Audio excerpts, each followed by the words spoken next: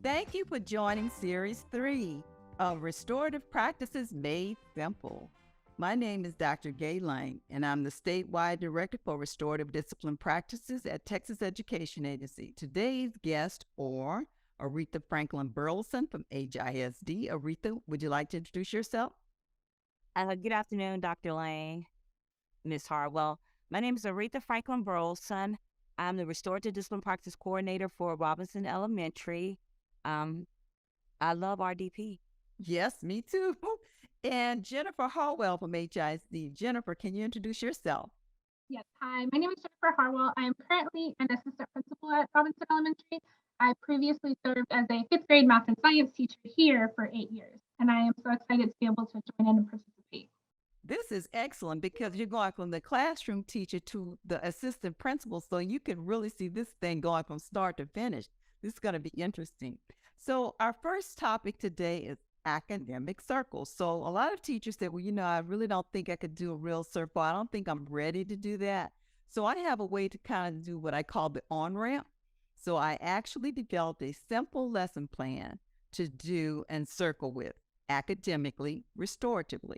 It has an opening, it has an icebreaker, it has the topic that you want to talk about, it has all the parts of a circle, but you're using it as a lesson plan. So, Jennifer, have you had an opportunity to use that tool? And if so, can you step us through what that looked like for you? Yes, so was able to use this in my math classroom. One of the big things is that you have to have your values already established for your circle, your trust, your honesty, being able to listen, and then also your guidelines, which is we're learning from each other, we're going to speak from the heart, listen for the heart, say just enough. A very important piece in all circles is our talking piece. That way, each child has a chance to have their voice, and you know who is the person that you're listening to and who's speaking in that moment. Wow, beautiful. So I used it a lot, especially when I was introducing topics. Everybody knows math can sometimes make us crazy, and students, adults, we get very worried about it. And so one of the ways I like to introduce was with an academic circle to start talking about it in a way that students were comfortable with, and they were comfortable with talking, and they knew the format. And this was kind of a way for me to introduce. So we would have an opening question. What do you remember about fractions from last year?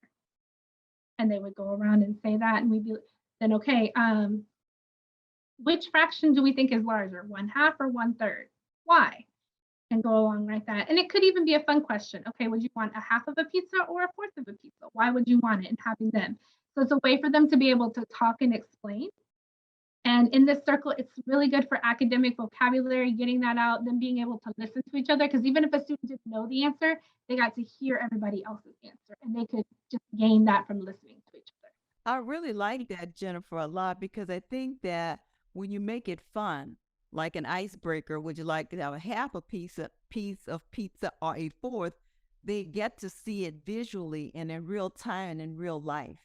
That's really a good icebreaker as well. And you would really get to know as a teacher what they're understanding. Because they could pick either one, but why? Well, I don't really like pizza because I only want a fourth, or I love it, so I want a half of a pizza. And you really got that understanding from them being able to talk about it. And they felt comfortable to be able to talk about it because it wasn't on a worksheet, it wasn't on a test, it was just sitting, we're talking together, we're listening together, we're learning. It allows them to articulate too, and you get to hear from them, they get to hear from each other. So learning from each other is really big when you do an academic circle with restoring. Yeah. And then being able to close off, and a lot of times I would close off, what are you not understanding or what would you like to understand? And so I could get that last piece of, okay, we've talked about this, we've got an understanding, now what else is there? And a lot of times since we had talked, they would feel comfortable about saying, well, I didn't understand this, or I'm not, or I want to learn about this, I don't really get it. And so having that little closing, and it allowed me as a teacher to kind of, okay, I know where I need to go with these students. I know what I need to work on. I love the way you explain that as a closing. What do you need to know? What was difficult for you? And they're not embarrassed to say because you practiced with them so long and everybody else knows what's going on. I think it's so wonderful. An academic circle using restorative process is really a big value to a teacher once they get a handle on it. And even if they don't use circles in any other way, if they just did this, they will get to know a lot about their students as well. Yes, and that I academic agree. discourse that we want in classrooms so much, it gives a natural place for it to come in, where it feels natural to the students, and they're ready And it's to not an add-on to learning. Teachers don't No. have to do anything extra. It's actually enhancing their ability to teach the content. yes.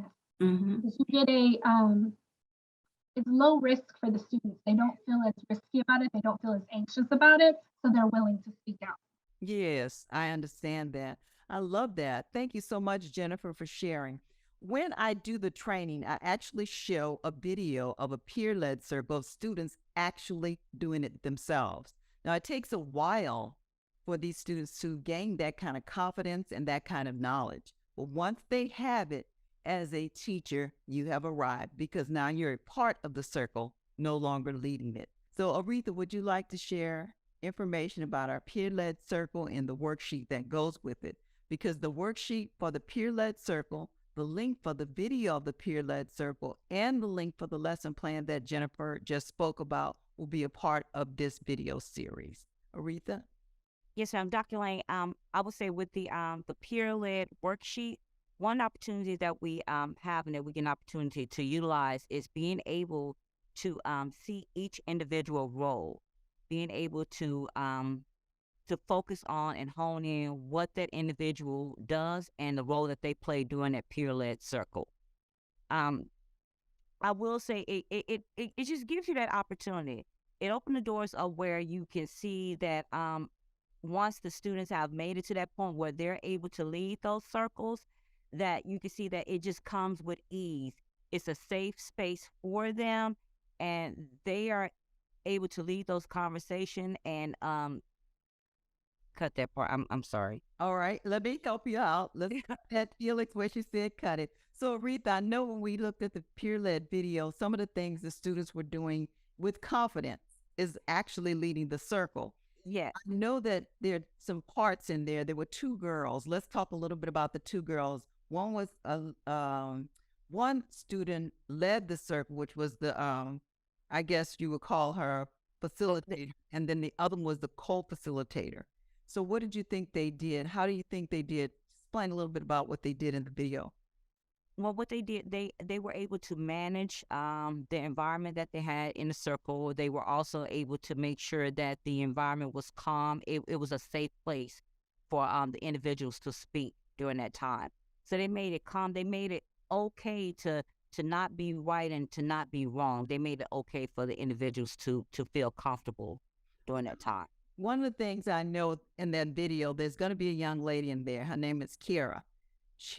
You can see when we say circles are transformative, restorative practices is transformative, you actually see the transformation of that student in that circle, which was so powerful. So when you finish watching this series, if you did nothing else but watch that video, download the sheet, and actually watch the video and take notes on what they're doing, it's phenomenal. It is so phenomenal. So much learning is happening. The teacher, what about the teacher, Aretha? We had the teacher there. What did she do? What was her role? Basically, her role, she was the circle keeper. However, she stepped back and she allowed the students to be able to express themselves and be able to actually, facilitate the circle itself. Yeah, she was there, but she was more of a participant. She had to monitor the process because you never leave students alone with something like that. But they actually did all the work. They did everything from start to finish. And they had such a wonderful relationship. So I hope everyone takes an opportunity to use the link, use the worksheet, and gain more knowledge about peer-led circles because they're pretty powerful. And you really, once you're there, you are really on it. As a teacher, you've arrived. You have done your job. They're now self-guided circles, self-reflective circles, self-motivated circles, and that's what you want to do. Students self-regulating themselves, being able to engage with each other without conflict. That's what you really want. Jennifer, you said you might have an example for me today about a peer-led circle. Do you have one? I do. So a few years ago, I still in the classroom, and my students, they love circles. It became their thing. They were the ones that were thinking of the questions. When something happened in the classroom, they were the ones asking for a circle to kind of get our classroom back on the right track. So a specific example is we had a Bring Your Parents Work Day, and I was not able to be here. I had to take my dad to the doctor. It just happened to be on the same day and I couldn't reschedule. So my students actually led the circle for their parents that day. I was not Really? present. I was not in the school. They were. We did have a substitute there, but she did not. She was just a participant. My students were the ones who led it. They had the talking piece. They talked about what was important. They talked to their parents about what the values were and how we did the circle. And they asked the questions and led it. Wow, awesome. Now that's the power of the circle right there. Yes, yes, yes. So that was a very proud moment for me, even though I wasn't here, because it was obvious that they were able to do it without me. And so I could be a participant rather than a leader because they were able to do it even when I wasn't here and still be successful at it. And the parents really saw the value in just seeing what they did and how they led it. And the students really, they were great about it. Wow. They were the ones, because I was very worried, and they were like, well, Miss Harwell, we got it. We can lead this circle. And they picked the person who was going to bring the talking piece, and they talked about the questions that would be good for their parents. And they really came together to decide. And I had 3 classes and they all did it. All did it. Oh, yes, yes. It was so amazing. Not Aretha, that proves our point. It was so amazing to work, and parents, once you show the parents, they get it. Aretha, what's your reflection on that? You were there. I was there, Dr. Lang, because Ms. Harwell could be there. So I had an opportunity to sit through all 3 classes. And our parents, oh my God, our parents, they were tearing up. They could not believe. They're like, they don't act like this at home. I'm like, oh my God, but they lead it. They were our leaders. Oh my God, they were our leaders. I love being in there, and our parents. I'm telling you, it was tear jerking. It really was. It really was. It was awesome. It was awesome. I love that story. I tell people about that story all the time. I love that story because the kids led it.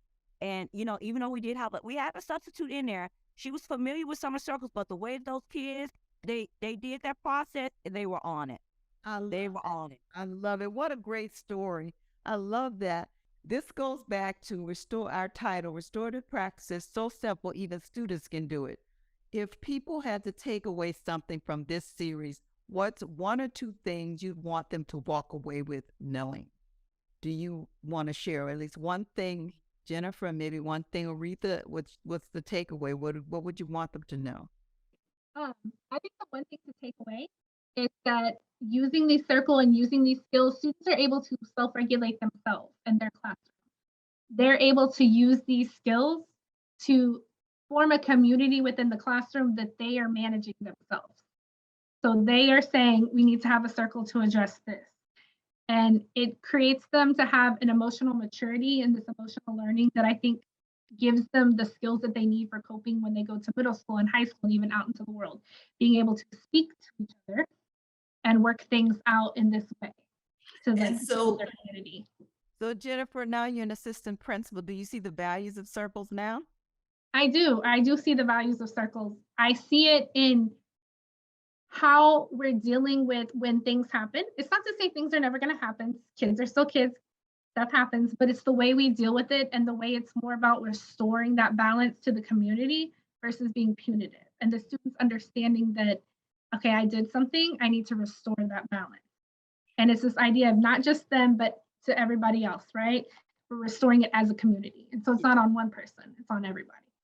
And as an AP, you've seen that balance in school with other teachers. So you moved out of the classroom and now you're in an AP. Are you seeing some of that same value? I am still seeing the same value because those students, they're having the skills that when we talk about instances that happen, they're able to say, well, this is what I was feeling in the moment. This is what I feel now. I think this person is feeling this. They're able to talk about it and a little bit regulate their emotions, maybe not in the moment, but afterwards to say. And so you can see that. And so it creates less behavior issues. But when there are issues, the students are able to, work together to, restore the community in the classroom, but to restore the harm that they've done. They're willing to work on it and they already know the process. So when we talk to them, it's an extension of what's been going on in the classroom. Wow, that is beautiful. Aretha, what's your takeaway for people? My takeaway is that it empowers the students. It empowers and it gives them a voice. It gives them a voice, and it allows them to be able to articulate their feelings. It just opens them up. It really does. It helps them to understand any harm that they may have caused or any harm that has come to them. They're able to verbalize, they're able to say, this is what happened, this is how I feel. How can we move to the next step? Yeah. Well, this is the end of Series 3, Restorative Practices Made Simple. Thank you.